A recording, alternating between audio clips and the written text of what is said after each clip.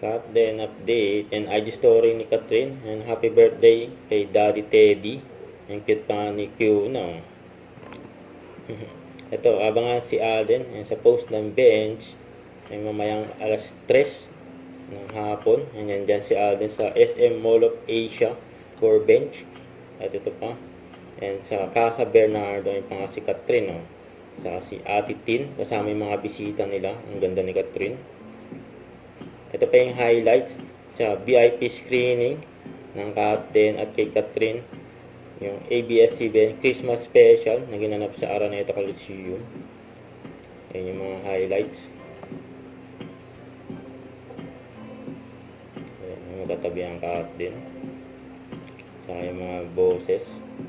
Both GMA at ABS. Tapos yung kay Catherine. Ayan, kasama yung mga glam team niya. Grabe yung pasabog crowd niya dyan eh.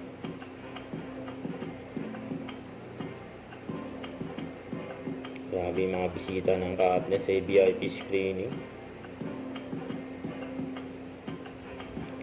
Congrats sa team Hello Love Again. Yung kausap pa ni MJ Felipe, si Mami Min, yun o. Ito, post ni Daddy Bay. Yung ginaya niya yun nandyan o. Kasama si MJ, kulit pa nga. Don't forget to subscribe and click the notification bell for more updates. This is Richard Reaction Vlog. Stay tuned for more updates.